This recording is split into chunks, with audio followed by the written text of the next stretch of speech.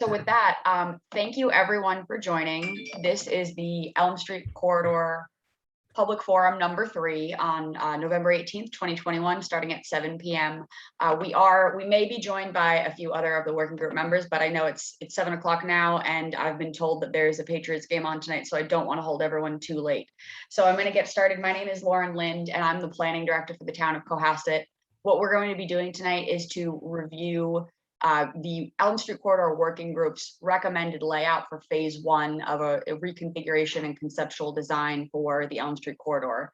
And I'll start by saying that the reason that we're here tonight is because this group was charged by the Cohasset Select Board sometime last year to begin this phase 1 of this initiative that was identified as a goal in the master plan and the harbor plan to improve Elm Street Corridor for pedestrian and bicycling, all sorts of modes and activities, and really provide a better connection between Cohasset Harbor and the village. So this group has begun phase 1, which entailed a public outreach, getting sort of a data collection done, and then their deliverable was to return based on that information collected with a recommended layout that we would then carry through to subsequent phasing, which is more to come, which we'll get into design and then following construction level detail. So I just want to note that although this is the evening that's sort of concluding the public forums for phase 1, that there will be public forums included in the subsequent phases and a lot more opportunity and engagement, because we do want to continue to have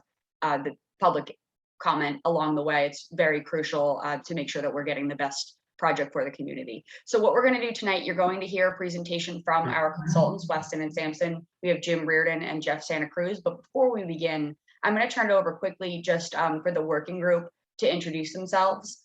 And each one of them is going to say just a little bit about the intent and the thought process that went into phase 1 of the project. And then we'll turn it over to Jim to begin our presentation. So I'm just going to quickly run over who the working group members are, and then I'll direct to each of you. And while I do that, I see some of them have arrived, so I'm going to bring them up now. So our team was assembled. There's a couple of staff members included, integral staff, myself as the planning director, Office of the Planning Board, and Jason Federico from the Department of Public Works, our engineering side. We also have been accompanied by Chief Robert Sylvia of the Fire Department, who has been our public safety, as well as our cycling activist member representative on this board. And then we're joined by members of boards and committees, including Clark Brewer from the Planning Board, Timothy Davis, the chair of the Harbor Committee, Mike Sardina, who's a citizen at large, and also a member of the Harbor Committee and involved in various different goals in town, and then Diane Kennedy from the Select Board. So with that, I'm going to turn it to first Diane Kennedy to just say a few words and welcome the group, and then we'll continue down the line. So each member can just have a few words, and then we'll start our presentation. Hi, everybody. Thanks for being here. I'm hoping that we can have some good, robust conversation and then get to the Patriots game. But I'm here representing, obviously, the Select Board, and that's it. I'll turn it over to whoever's next. Thank you. Next, we will go to, we're going to go to Tim Davis, actually, to talk about how this ties into the harbor plan and harbor goals. Yeah, thanks, Lauren, and thanks, Diane. This is a critical part of both the harbor plan and the greater municipal plan, as it does connect one of the greatest resources that we have in Cohasset with the rest of the community. There are a number of things that are going on in the harbor that play into all of the issues that we discussed in the harbor plan, accessibility for the community, and that's really perhaps one of the major things, in addition to supporting the commercial fishing fleet that we're doing with the harbor, is providing that access to the greater community, because many members of the community don't at the moment have access to it. There's a lot going on in the harbor. I think over the course of the next couple of years, you're going to see some really exciting projects going on. And the Elm Street Corridor is really the key to tying the village to the harbor. Thank you, Tim. Next, we're going to go over to Clark Brewer to talk about master plan, and he's also going to talk about some ideology about the intersection down by the harbor edge. Thank you. Thanks, Lauren. Clark Brewer from the Planning Board. And, we spent a lot of time working on a master plan and trying to figure out ways to make Cohasset better. Back in the 70s, there was a taking of on Elm Street, and I think the plan was to make a boulevard with trees in the middle. So as everyone noted, there seems to be a lot of asphalt on Elm Street, connecting the harbor and the village. And so it actually turns out to be a great opportunity 50 years later to figure out ways to make the connection. Because when we changed the bylaw to allow a harbor project, we reserved a view corridor, which will visually connect the harbor to the village, and hopefully reinforce those physical ties between those two very critical and important areas, and make them much more easily accessible, both visually and actually walking and biking, and even the drivers, making that a much more pleasant experience.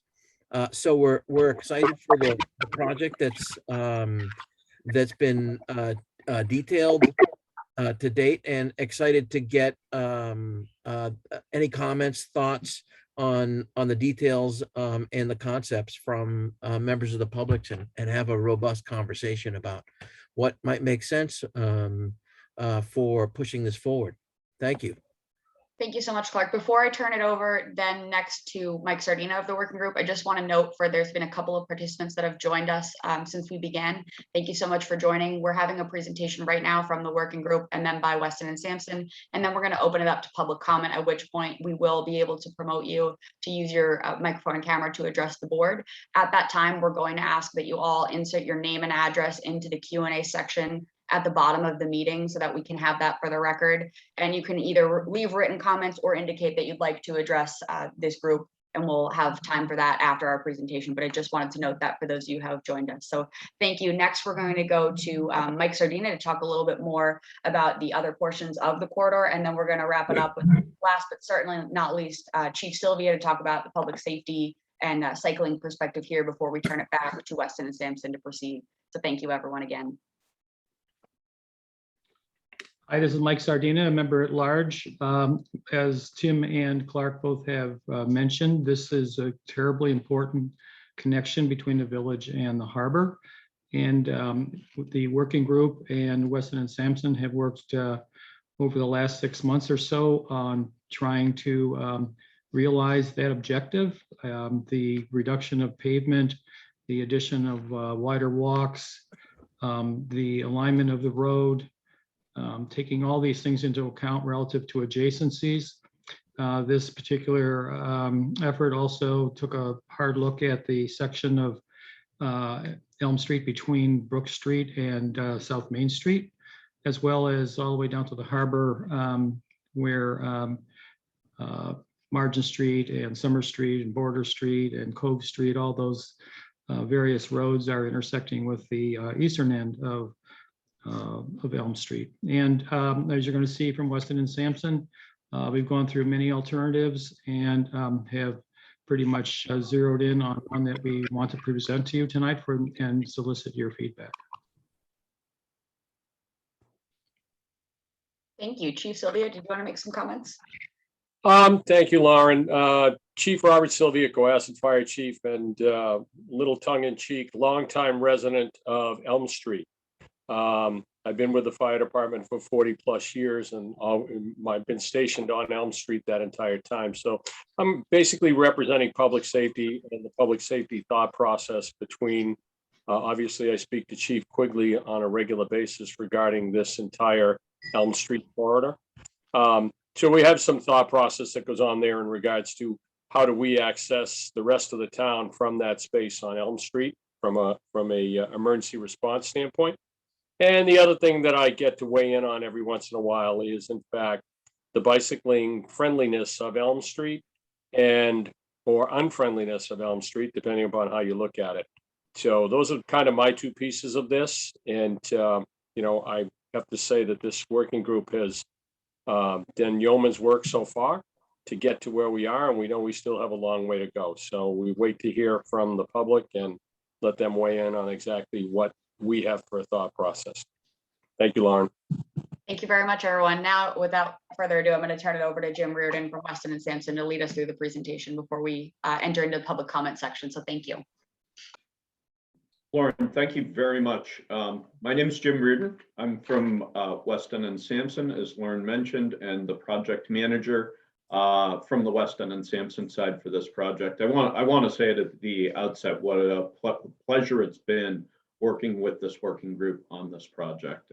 I think you, as the chief was mentioning just a moment ago, you guys have done yeoman's work pulling this together and really adding in great comments and thoughts along the way.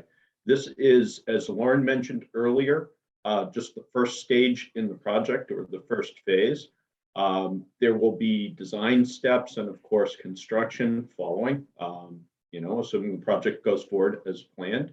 And at this stage, what we've done is pull together a concept plan and a brief report describing how we came to that concept and what the concept plan entails. And I have the pleasure, of course, of going over that with you folks now. That project, or that element of the project, that phase of the project, had 3 tasks associated with it. First task being engagement, second one being data gathering and evaluation of the existing conditions, and then the third one laying out concepts and pulling together the project report for this phase. We'll now go over in more detail what all those entailed, or the results of all those, the status of this phase of the project at this point is that it is nearing completion. This is our last scheduled public meeting again for this phase. There'll be more engagement later on, but leading to the next phase. So engagement involved a number of different elements. It was very important to the town, and we know it's very important to all of you folks to have the opportunity to comment on this. It's a very interesting study area. I know it's very important to the town that it comes out, in the way that it's intended, and to try and provide that linkage between the village area and the harbor. And at the same time making it a very livable area for the residents, particularly in the middle section of Elm Street. So it included, as you've already heard, the Elm Street Working Group, who all gave a couple of words at the beginning about the project. It also involved several project meetings. This is the third in our series of project meetings. So we had 2 earlier over the spring and early summer. We also did 2 opinion surveys. There was first opinion survey that was done in the early stages of the project. And then after we had some initial concepts together, the town wanted to get additional feedback on those comments. And so we put together a second opinion survey to gather more of that sort of data. And that resulted in the concepts that we're going to show shortly here. So before we get to the concepts, I do want to talk a little bit about the existing conditions on Elm Street. And this is broken up into several subtopic areas. First one being pedestrian access and basically walkability. Examining the study area, we found that pedestrian walkways to be in fair to poor condition. And by that, what we mean, there are some breakage in the sidewalks, some cracked surfaces. In some cases, as you can see in some of these pictures on the left, there are utility poles that are, interrupting the walkability of the sidewalks. Poor definition of the edge, meaning the elevation difference, I guess, if you will, between the sidewalks and the roadways is sometimes very minimal. And it's intended to be defined by granite curbing, but in some cases, there is no granite curbing, or it's just, it's sunken into the ground. We would say that it fails to meet current ADA standards. And that is in part because of some of the conditions that I've already mentioned, the breakage and cracks and the utility poles that prevent clear passage. There are few crosswalks in the area. There are some, but they are fairly few and far between. And there's discontinuous sidewalks. So as sidewalks go along, sometimes there's gaps in the sidewalks. It makes it difficult, of course, for folks to walk through the area. For trucks and autos, so the lanes on Brook Street are fairly narrow. As you can see in these bottom two pictures on the left, that makes it difficult for trucks to load and offload, and it prevents clear passage for other vehicles while they're doing so. There's very limited space to get through. There are wider roads on Elm Street, and those tend to foster speeding. So because they're so wide and straight and open, people sort of look down them and tend to, this is just kind of the way folks work psychologically, right? They tend to go faster when you can see that far in advance of you. Speed limits are not always clearly posted. There's limited directional signage. That makes it difficult to get around the area, particularly if you're not familiar with it. So if you're coming from outside the area and maybe don't know the study area too well, makes it a little difficult for you to get through, for you to find your way through it. It also tends to keep people from following the traffic rules. Some cases, maybe they don't know what they are. There's little space for delivery trucks, as I mentioned, and it's restrictive turning radii, which basically is a fancy way of saying it's hard to get around the corners in a lot of cases. Parking. So there's a reported lack of parking in the village and harbor areas. In the village area, some of the spaces actually interfere with safe travel. You can see that down in the bottom picture on the left. That car is in a legal parking space and parked where it's supposed to be according to the striping, but it makes it pretty difficult for a car coming down the road to get around them safely unless they're really paying very close attention. On Elm Street, the parking is not striped and there aren't signs to indicate where you're supposed to park, or there are few and far between. And in the harbor area, the ADA spaces for disabled folks do not appear to be compliant.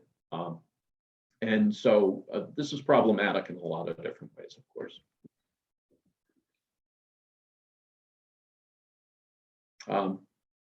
For cyclists, there are no dedicated bike lanes. Makes it difficult to know where to travel or signage. And it doesn't indicate how a cyclist is supposed to share the road with cars or pedestrians. So that makes it hard on the cyclists, of course. It also makes it hard on other travelers, cars and pedestrians. They don't know how to deal with a bicycle coming down the road either. For emergency vehicles, so because of the impracticability of the turns from Brook Street to Main Street for emergency vehicles, it means that they head up to Summer Street. And that creates, somewhat of, a bit of an impediment for them to get around. And so that's problematic too. And that's another thing that we wanted to try and solve as we were thinking about how to rearrange this corridor. So as part of this project, we developed two initial concepts that we vetted with the working group and with the public back in the early summer. Both alternatives are included in the report. And what we did was ultimately we selected the first alternative for both the village section and the harbor section. And in the middle section, it was essentially the same alternative from alternative 1 to 2. So, we took comments, we looked at the survey, the opinion survey data, and working with the working group, we made some adjustments to the alternative 1 that was selected in order to come up with the final alternative or the final approach that is presented in the report. I will say this is at a conceptual level, so there's still room for some adjustment to the concept. And we expect that that will happen in part because as we get into design and looking at conditions, that we'll probably find some things that require us to make some mid-course corrections. We'll also present this information to the public through additional engagement in subsequent phases of the project, and we expect that may result in some changes too. But these are basically the concepts that we want to use going forward. So this is the direction that the town wants to use and the Elm Street Working Group wants to use going forward. So this shows, of course, the village area. And adjustments to the original concept one were made relating to the parking on the north side of the street. This is the midsection. An adjustment that we made to the original midsection that was shown was basically to sort of narrow up the right-of-way that's presented here. So we now have a 6-foot sidewalk proposed on the north side with 2-foot shoulder, 11-foot travel lanes that include sharrows, you can see on either side for bicycle passage, and then parking spaces on the south side and a proposed sidewalk of about 8 feet wide on the south side. This is a typical, so there may be some slight variances as you go through in the final design and in the in the constructed layout, but this is generally the way we would propose to go forward in the midsection. And then on the harbor side, you can see the layout here is with Margin Street showing an intersection with Elm Street that is reconfigured a bit and provides for better sidewalk access and turns onto Summer Street. So next steps. So next phases here would include design and permitting, final design, and then construction. So what we've laid out here is the overall cost for those two design phases. This doesn't include the cost of construction, but it lays out the basic next steps in terms of design and permitting. And we would expect that would be between about $560,000 and $610,000 to do the full scale designs. Then the construction cost and design together would probably be about $4.5 and $5.5 million for full implementation of the project.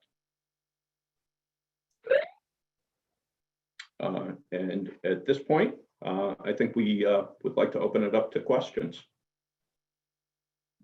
Thank you so much, Jim. I'm going to stop your screen sharing just for a moment, and I'm just going to redirect. We do have one person in the Q&A so far, but just again, for anyone who wishes to address the board directly, if you could input your name and address into the Q&A, and we're going to take you in the order received. We're going to promote you up so you can use your microphone and camera. You can also leave written comments if you wish. And I just want to reiterate again that this is the completion of phase 1, but phase 2 really is going to allow for opportunity for public input and dialogue into the fine tuning, as I call it, details of what is to come in these conceptual layout improvements. I think we have the working group recommending as a recommendation, as they were charged to do by the select board, what their conceptual layout and overall design for the corridor will be. But we understand that as we move through design and then later into construction level detail, that there's some tweaking room in sort of what we do in terms of some of these things. I will also state that I've already heard some feedback from some residents already, because we did have a document that went out in terms of our report that accompanied this forum, which was originally supposed to happen in October, but was postponed due to the nor'easter. So I've gotten some feedback already. There's some mixed reviews actually about the harbor end. There's a lot of people who have indicated that they feel it is a great improvement and a safety plus that we're, trying to implement this reconstruction. And then there's also a resident in particular, I know, that lives at the intersection who's greatly concerned about safety. And I just want to note that, well, I think currently, and before we're going to get into public comment in a moment, and we really want to encourage your feedback, but at this time, it seems like there is consensus to do some sort of restructuring of this intersection, but the fine tuning is to be worked out. And again, we just want to make sure that we're getting constructive feedback that's going to help us get to a solution that makes the most sense for everybody in terms of safety and circulation. So with that, I'm going to start with, we have Peter Pescatori, who is going to be joining us from 12 Lantern Lane. He's the first participant who has indicated that he wished to speak. And like I said, we're going to take them in order. So thank you all for your patience and your time. And we'll have Peter with us in a moment.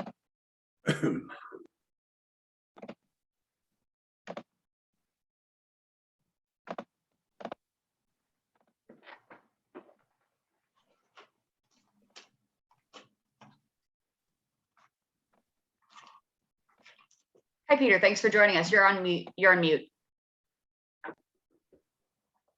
Okay. Good evening.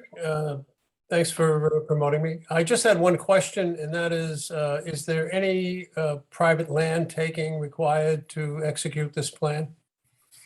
No, there is not.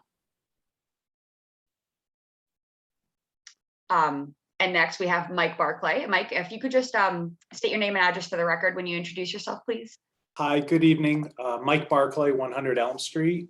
And so a couple of questions. So first, there are a lot of projects that are in the queue for the town of Cohasset. And I'm wondering, given the $4.5 to $5.5 million cost, how's this going to be funded? Is this going to be done through a debt exclusion, or how's it going to be funded? And is it being considered, within the context of all the other projects in town? So I will answer that first. No, there's been no discussion of a debt exclusion process at this time. What we're looking at is right now we have funding allocated in our expense to cover what would be the phase 2 of the project to get to design level. That's utilizing existing funding that we have from previous allocations, as well as a mix of federal and state grant funding. And the process, it will include further pursuit of grant funding to proceed with these items. We did actually apply for a grant to try to cover the entire cost of what we had packaged as phase 2 that would have gotten us to permit level ready design for this project. We unfortunately were not a recipient of the grant. So what we are proposing now is that we're going to categorize this into smaller phases so that we can continue to make progress on what's been identified as this goal for the community and the different groups that represent the community. And as we pursue with phase 2, we'll continue to pursue grant opportunities. And I will also note that some of these grant opportunities in terms of infrastructure, you have a more competitive edge if you do already have a certain level of funding and construction and design already underway. So we're going to continue to look for funding opportunities, and we haven't discussed taking on any debt for the town at this time. Okay. Second question. So I'm at 100, which is right across the street from the intersection. And so nobody has a more vested interest in us and safety and the beautification of this end of the street. I mean, everything that's going on is really exciting. I do have to ask about the new patch of grass that's going to be plopped right in front of our house. And the question is, there's an extension to our driveway. I'm just curious, does that now put us on the hook to plow that? There's a storm grate directly in front of our house, which does collect, whenever there's a big storm and a lot of rain, that storm grate collects a lot of that. And from what I'm seeing on the picture, it looks like that would be covered. So I'm just, again, functionally, I'm wondering about that new plot of grass on the north side of the street, and kind of logistically how that's going to work if this comes to fruition. Absolutely. I think those are excellent points. And unfortunately, we were unable to have our Department of Public Works individual here tonight to join us who could speak to some of these things. But I will mention that if the proposed changes that we're having are in the town right of way. It would be town responsibility to maintain that. And the specific logistics of how that would work out would be developed before this comes to fruition. Okay, so like, again, with all this grass and there are strips of grass along the street. And look, it's again, this is just, trying to give constructive feedback because, I drive up and down Elm Street every day. We walk up and down it basically every day, and we want it to be beautiful, and we're fully on board with that. It's just, some of the practicalities of this, and, what concerns me is, again, in the face of a lot of other demands for, on the town, that there's a plan that everybody in the town will get behind, not just something where people who live on Elm Street really love it because it makes it more beautiful and more safe for our kids and things like that. Absolutely. And we appreciate you bringing these points because this is a very kind of feedback that we're looking for. These are very helpful. So thank you for your time. Did you have any more comments? No, I think that's it for now. Thank you. Okay, thank you very much. Next we have Mr. Ralph Dormitzer. Ralph, if you could just state your name and address for the record, please. Yeah, it's Ralph Dormitzer. I'm at 111 Atlantic Ave. I do agree that beautifying Elm Street and making it connecting it between the town and the harbor is a very smart move. We are, between myself and Jackie, we are walkers who do most of the walking around Atlantic Ave, Jerusalem Road, Elm Street, and practically every other place in town we can reach. Our experience in town is that Atlantic Ave is by far one of the highest traffic corridors in the town. And we see both in our walking and also when we drive, that people use Atlantic Ave as a major corridor from basically west corner all the way from there to Elm Street and then into the town. It does not seem to me to make a great deal of sense to have all of that traffic, the one really major source of traffic in that intersection, come to a stop sign and then have to turn right or left to actually get to the town, as most of that traffic does go to the town. So as I see the design, that misses a major issue, which is to how to make that flow actually reasonably convenient for people without having a stop sign. We already have a stop sign at Margin Street, as you probably know. And now adding another one just a few hundred feet down the street from there doesn't make a great deal of sense. So traffic flow will not be improved, I can tell you, by doing that design. So you have to give some thought to where does the traffic come from, do real traffic studies rather than just nice ideas about how to do things, but really think about where does the traffic come from, where does it go to, and how to make it go more conveniently, but also safely. Thank you. Thank you, Ralph. I'm going to pause. Do any of our engineer traffic persona wish to address anything, or are we going to take that under advisement? Yeah, we can certainly take a look at other options as we move forward in terms of the intersection control and work with the committee and whatnot as we move forward. I really do appreciate the input. The local view of what you see every day is always important. I mean, we can do the traffic studies and the counts, but you see it, you live it, you know what it is. So that's important. I appreciate it. Thank you. Thank you, Jeff, and thank you, Ralph. Next, we have George Baumgartner. And George, if you could again just state your name and address for the record, please. I'm sorry, George, you're muted.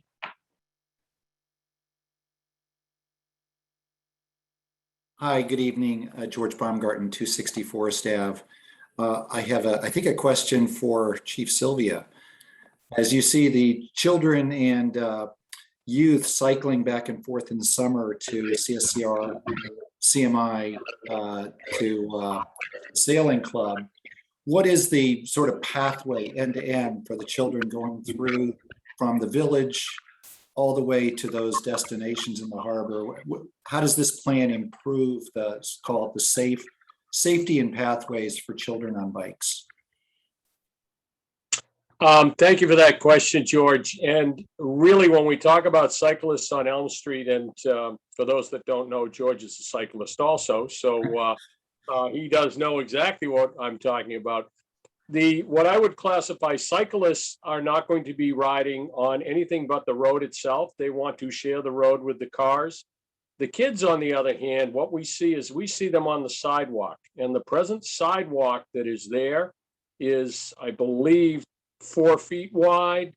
The new sidewalk that they proposed on that, on the odd number side of Elm Street, so as you travel from the village to the harbor on the right-hand side, will be widened so that it's more along the lines of a shared use path. It won't be the 10 or 12 feet that you might think about, but it hopefully will be enough that it will allow for safe passage of the kids trying to get to the harbor, especially all summer long. You're absolutely correct. So that's kind of one of the things we've discussed was how can we do this and how can we make that sidewalk more palatable and safer for the kids?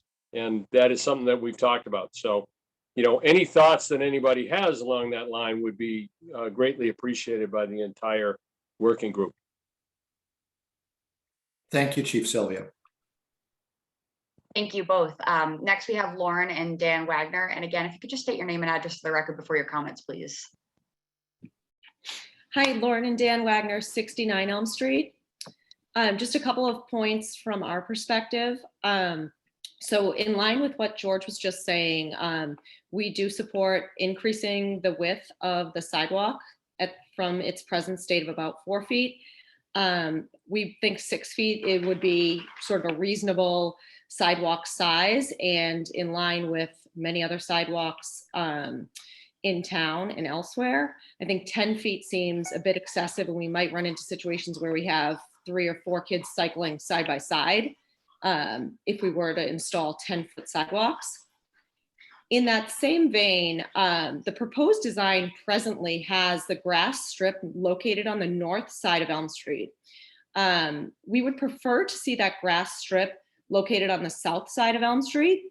When the street was widened initially, it's my understanding that the grass was taken from the south side. This has resulted in the south side homes having very shallow front yards. Many of the houses are extremely close to the street now. So we prefer to see that land redistributed back to the south side from where it was initially taken. So hopefully those points can be considered as we move forward. Thank you so much, Lauren. And I'm also going to echo the point that you made about the sidewalks and the grass on the north versus south side, because we did also hear that from another resident of Elm Street with the same concerns. So I think that's very helpful to hear, and we appreciate your input. Okay, thank you so much. Next, we have 2 written questions into the Q&A. We have Susie Wadsworth. I'm not sure of her address, but I know that she is a member of the Historical Commission. And she asked the question, will Cove Road be eliminated? And I can quickly answer that in the proposal that the working group is setting forth, yes, Cove Road would be eliminated. The future of whether that will be the final decision is yet to be determined, because the working group is just an advisory board to give a recommendation to the select board. They're not actually a voting body. And then the next question is from Rob Rafferty. Can you provide any insights regarding the section of Margin Street in front of the town dock? And I believe, if I'm thinking of the correct property, that would be passed up to the north, what the current, or I guess I should say the east, of what the current Quasset Harbor Inn is. There's a portion of that property that leads over to the town dock that is actually privately owned. But with the redevelopment of that parcel, we do anticipate that there will be public access and sidewalks embedded into that area that will actually run along the edge of the harbor and encompassing into the Quasset Harbor Walk. So I hope that answers that question sufficiently. I see Ralph Dormitzer, you had a hand up. I'm sorry, you're on mute. Yeah, just one other comment. It was very short time we had to really look at the plan that you had. I saw 11-foot roadway width, if I'm right on that. I'm not sure I'm right on that. Was that 11 foot? Okay. There was a huge debate associated with Cunningham Bridge, where the initial designs were 16 foot with a bicycle pathway. They were reduced to 14 feet wide paths on Cunningham Bridge. And there was a lot of contention about even doing that.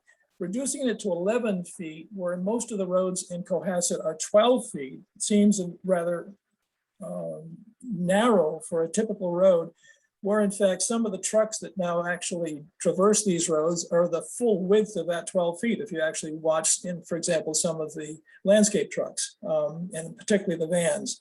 It seems to me that I would not reduce the roadway below 12 feet, as this argument used to be 14 feet. So now we're down to 11. So I think you have to take into consideration what is actually going to be on these roads and what do you do about that. You may also, if you find that difficult, but can put in a bicycle lane, I would suggest perhaps you might think about having sidewalks on only one side of the street. But I didn't see the plan. I haven't seen the plan except for that very short time that you showed it. So I don't really know whether you have sidewalks on both sides or not. But you can always put sidewalks on one side and just make more bicycle lanes and slightly wider travel lanes. Thank you. Thank you, Ralph. Thank you. That's very helpful feedback as well. Are there any other members? We have our panelists here still with us. Is anyone else in the attendee section? If you wish to address the board, you could even give us a hand raise or just write in the Q&A. If you don't want to address I'm sorry, I keep calling them a board. I'm used to planning board. If you don't want to address the group, that's more than fine as well. But again, I just want to take a moment to thank everyone for their constructive feedback, because this is really what these public forums are intended for. And we appreciate your time on a Thursday night. I see George Baumgarten has his hand raised. Thank you. Hi, again, George Baumgarten, 264 Stav.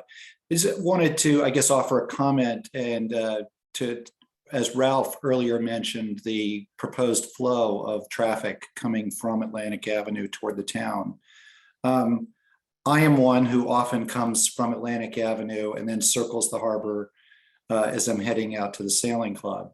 And I would say, while I agree with Ralph and flow is, I don't like to stop, I do think the current intersection where you're headed toward the toward the major intersection across from the VFW is very ambiguous, with cars approaching you and you have to crane your head hard to the right. And then there's walkers going across that very large expanse of asphalt. I do think the proposed solution, while it does involve stopping, is a safer solution. I think, that being said, I don't know that there's been accidents in that area. Cars generally go slow, they're cautious, and part of the caution is due to the ambiguity of the current intersection. So I like the current proposal, but I certainly agree that the flow issues, if you're coming from Atlantic Avenue into town, yes, it will cause a necessary stop, and I understand that. That's my comment. Thank you. Thank you, George. And then we had a David. I'm not sure if it was the same David who was with us earlier. So if David, you could just readdress yourself or let us know who you are. Sorry, I have issues with Sim. Can you hear me okay, Lauren? We can hear you. If you could just state your full name and address for the record, please. Sure, it's David Hall, 37 Elm Street. Maybe just a couple of questions. Is there a target date yet to start commencement of the reconstruction of 37 Elm Street? And also, how long do you think it would take? So I'm actually, I'm going to give you a couple of responses, but I'm also going to then pivot to Jim to sort of fact check me on timing.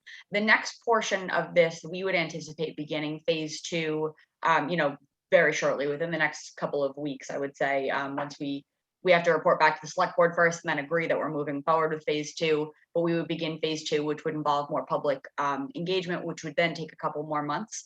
At that point, once we've really narrowed down the design level details, it kind of goes into the really nitty-gritty construction level details, in which you really don't need that much public participation because it's all been set and everyone's agreed on what's happening. That takes a couple more months, and then at that point, we would expect a paving.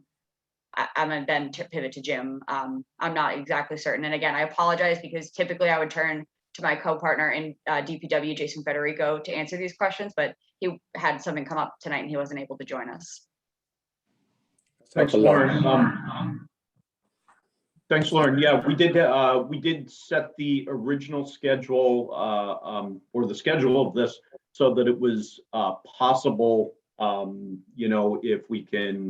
if we can find funding and move through the project kind of as expediently as possible, that you could be doing construction this next construction season.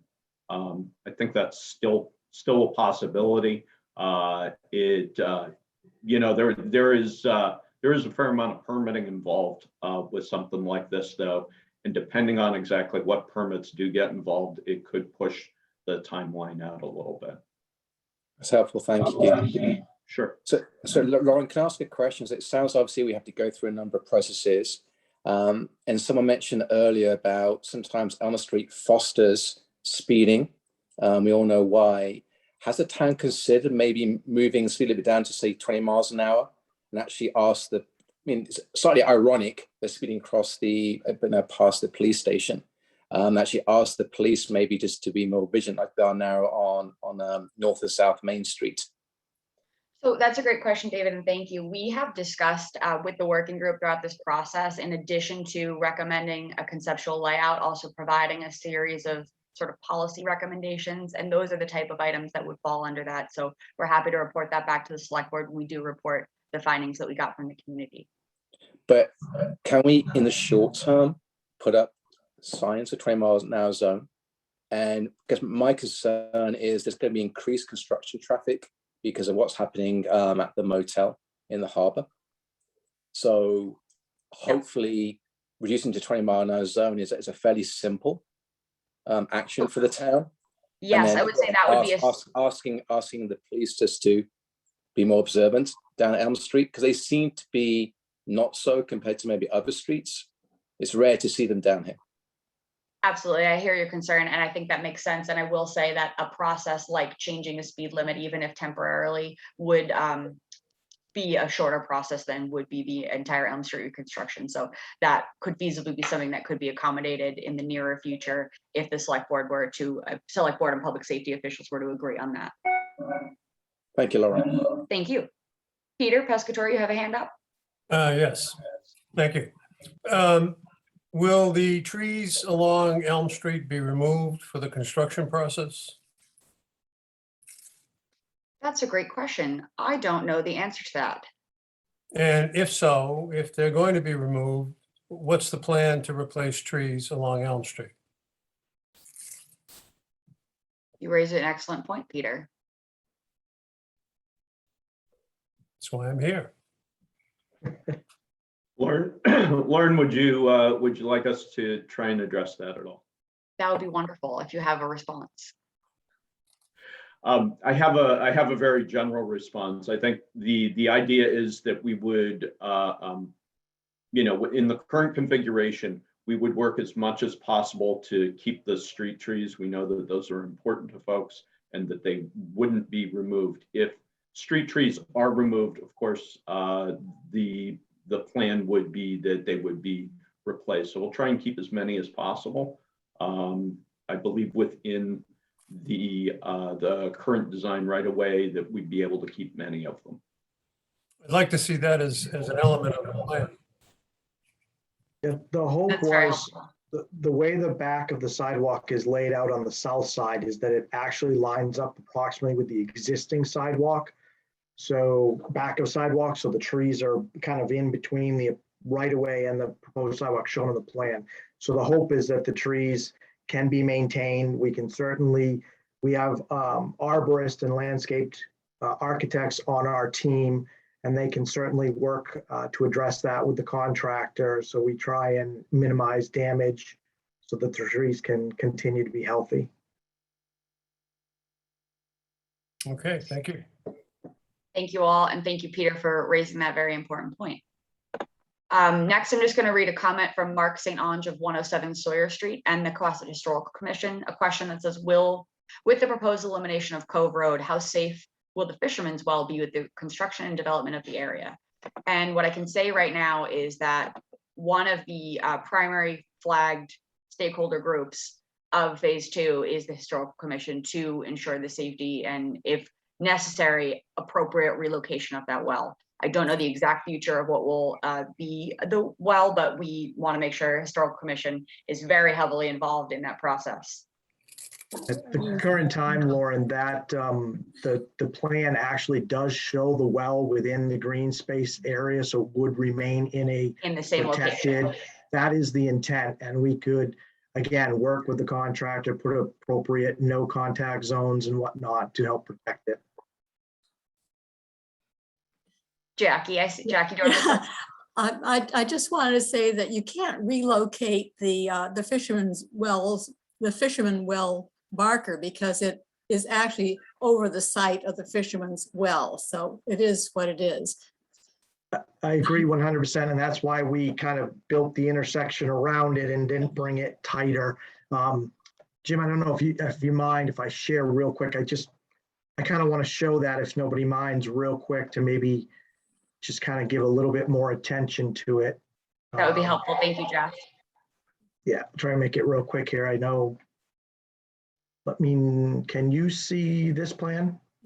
We can see the harbor area concept design. Awesome. All right, let me zoom in a little bit. So I just want to make sure people notice it is actually noted on the plan right here in the middle. So we have tried to make sure there's plenty of green around it and that is not necessarily being impacted in the future. And during construction, we can put barrier and other fencing material around it so that the contractor knows that's a no contact zone. Thank you very much. No problem. I figured that was a little easier than trying to explain it. Okay. Thank you very much, Jackie, and thank you, Jeff, for sharing that. We have a comment from Julie Guerra of 81 Elm Street. My home sits right where the proposed three-way intersection would be. The volume of traffic would include all current volumes of nearby main streets, including Elm, Margin, Atlantic, Summer, and Border, all converging in one spot. I can't think of another spot in town on a main road that has a three-way intersection with 3 stop signs in one spot. Will you be conducting traffic studies? And with that, I'm going to turn to either Jim or Jeff, whoever's best poised to respond. Yeah, as I mentioned earlier, that is one thing. I know that came up as a try and control speed and keep things slower in the area, but it's certainly something as we work forward. We do have a lot of the traffic volumes that were collected and utilized during the harbor development plan, and we did take a quick look at those. But we can certainly, as directed by the committee and the select board, want to take another look at that as we move into the next phase. Thank you very much. So at this point, we're not seeing any more Q&A questions. I want to just give everyone a couple more minutes. We are coming up on 8 o'clock. And as I mentioned earlier, we've scheduled from 7 to 8:30, but I was notified after the fact that I also scheduled on the evening of the Patriots game. So I don't want to hold anyone too long. And I apologize for the conflict. Is there anyone else with any questions that they might have at this time? Diane? No, I just wanted to add a few comments. We had really choreographed this for October meeting, and I was prepared to give some context to my role in this as a sitting member of the select board. So I missed that opportunity when you introduced me earlier, just because I was rushing from work.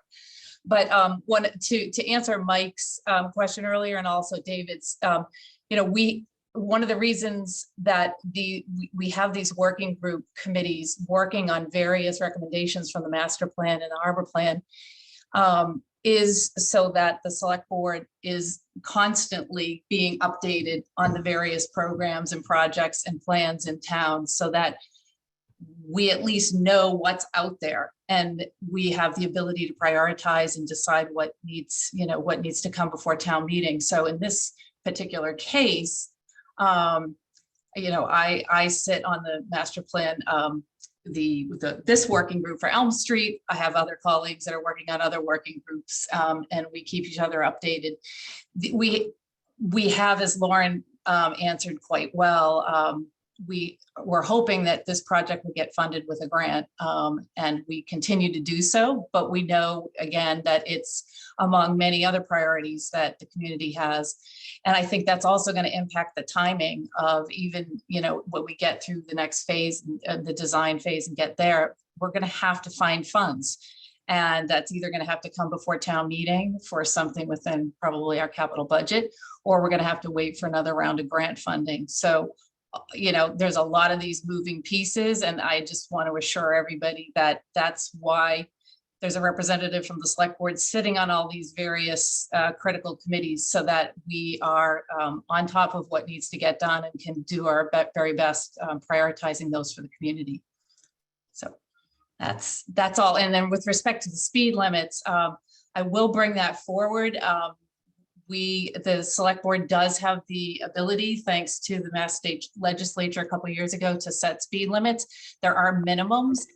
I think we can do 20, but that's something we would have to discuss with public safety and take under advisement for a vote. But I will bring that forward at our next select board meeting.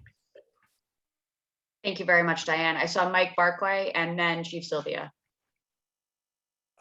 Yeah, thanks, Diane. I appreciate that response to my question. And, you know, again, not to belabor this, there's a lot of work that needs to be done on Elm Street. And I know we all agree with that, whether it's the sidewalks or just repaving at this point, given the main that was just put in. And you know, I just as a resident and somebody who lives on Elm Street, just, you know, want this to be teed up for success.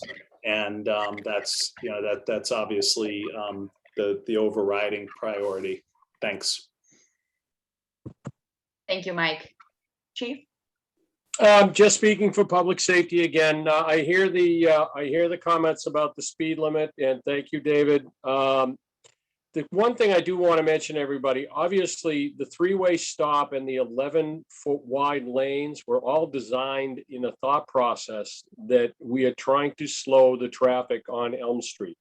The observation of the people that live on Elm Street, and obviously my observations are that coming down Margin Street on a straight shot down Elm Street, there is nothing to impede anybody. Coming in from Border Street, Chief Quigley likes to say that stop sign at the present triangle is just a suggestion, because most people slow down, look over their right shoulder and keep on going. So we know that there are things that, you know, what we're trying to do is make the corridor safer. And some of these things that have been suggested were strictly in that thought process, that can we slow traffic in some way, shape, or form? Some people threw out the idea of berms as an idea, and obviously, as the person that's charged with maintaining the 30,000-pound trucks, they're running over those things constantly is not good for them. So that was kind of like a non-starter. But we've taken a lot of input from a lot of people in regards to what can we do to try and slow traffic. And anybody that has any thought processes that wants to share them with the working group, please share them with Lauren so she can get them back to us. Obviously, I don't claim to be the subject matter expert. It's just the idea of that's what these things were brought about for, was just to try and make the corridor safer and for everyone, whether it be bikes, kids, walkers, people driving, whatever the case may be. Thank you, Lauren. Thank you very much, Chief. And before we turn over to Clerk Brewer, I just want to second what the Chief just said. If you have any thoughts, comments, suggestions, please send them to me. I'm Lauren Lind. I'm the Planning Director. You can find me on the town website under the Planning Board office or Planning Board or many of the other committee pages at that matter. But my email is L as in Lauren, LIND@cohassetma.org. So please send me your suggestions. They're very much appreciated. Clark? Yeah, so just an anecdotal story. I happened to be reading the town report from 1956, where the town adopted Cove Road as a public way. But in addition, they also identified that area was called John N. Sidney Square, which was a piece of information that I didn't know, and I must have seen 30 or 40 different configurations and layouts for this particular area over the last 3 or 4 or 5 years. And it made me think that there's a historical context, and the Fisherman's Well is a great example of the richness that I think this connection can have with the village and the harbor. And I think the more information we have that we can overlay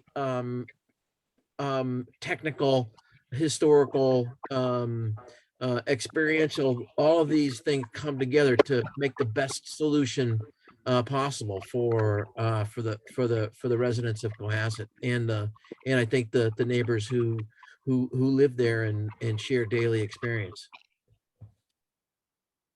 Thank you so much, Clark. Appreciate the thoughts and comments. I'm seeing no further questions or hands raised, so I think, or Clark, are you trying to raise your hand? I was trying to lower my hand. Okay. All right. Well, again, I just want to take a moment to thank all of you here, the Elm Street Working Group, for all of your time these past couple of months.